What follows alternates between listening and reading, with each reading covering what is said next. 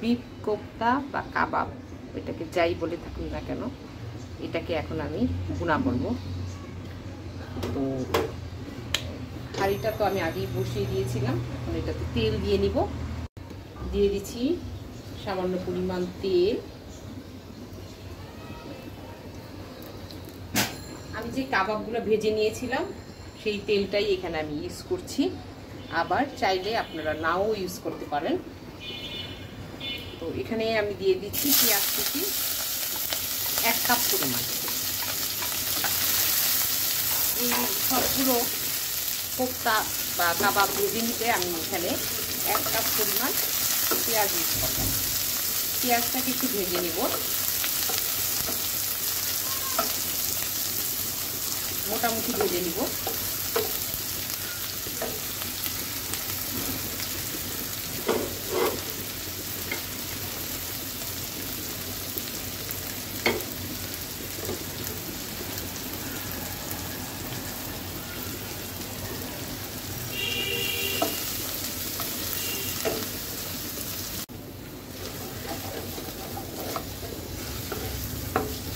বাহ, খুব সুন্দর একটা ফ্লেভার আসছে। এখন এর মধ্যে আমি একে একে আর কিছু মশলা অ্যাড করব। সেটা হচ্ছে প্রথমেই হচ্ছে 1 চা চামচ, খুব বেশি না, একদমই কম, 1 চা চামচ পরিমাণ সয়া সস,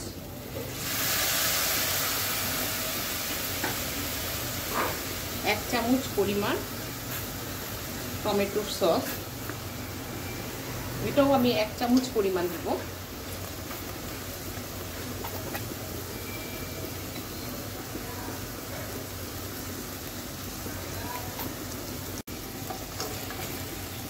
সবকিছুই অল্প অল্প করে এটা দিতে হবে।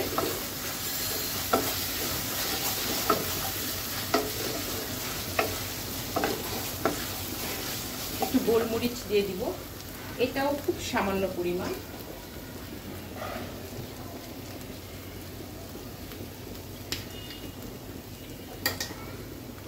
একটু কাবাব মশলা দিয়ে দিব 1/2 চা চামচ। সবকিছু হালকা ফ্লেভার করবো, এটা ডিপ মশলা না, সবকিছু হালকা মশলা,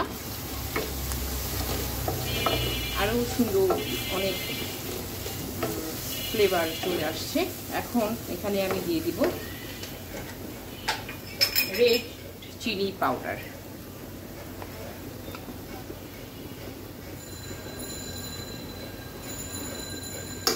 আমি 1 চা চামচ পরিমাণ দিয়েছি।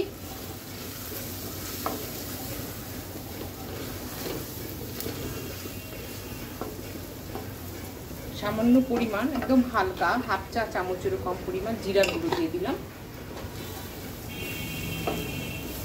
তো পানি দিয়ে দিচ্ছি সামান্য পরিমাণ।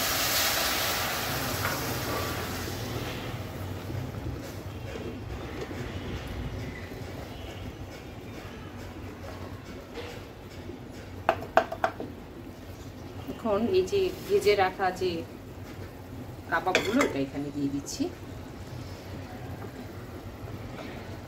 একটু উল্টে পাল্টে দিব।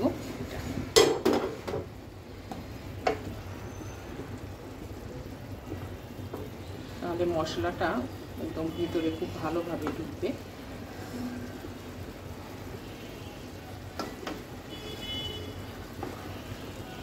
এখানে 1 চা চামচ ভিনেগার দেওয়া যেতে পারে, কিন্তু আমি যেহেতু এখানে টমেটোর সস ইউজ করেছি, সেক্ষেত্রে টমেটো সসের মধ্যে কিন্তু ভিনেগার দেওয়াই আছে, তাই আমি এখানে আর ভিনেগার দিলাম না। কিন্তু চাইলে আপনি দিতেও পারেন, এটা অপশনাল।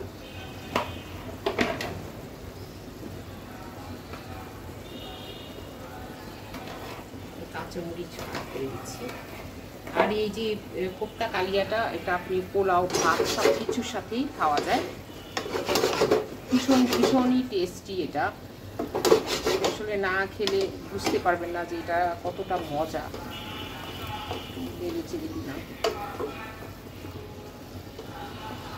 এখন এটা আমি ঢাকনা দিয়ে ঢেকে দিব এবং চুলোর আঁচটাকে একদম মৃদু আঁচ দিয়ে দিব। এই যে মাখা মাখা ঝোল আছে, এটা কাবাবের ভিতরে বা কোপ্তার ভিতরে ঢুকে যাবে আর খুব টেস্টি হবে। এটা তেল উঠার পরে এটা বুঝে নিতে হবে যে আমার রান্না শেষ, তখন আমি নামিয়ে নেব। এখন আমি 5 মিনিটের জন্য ঢাকনা দিয়ে দিলাম। 5 মিনিট পর ঢাকনাটা উঠিয়ে নিচ্ছি এবং একদমই তেল উঠে গিয়েছে।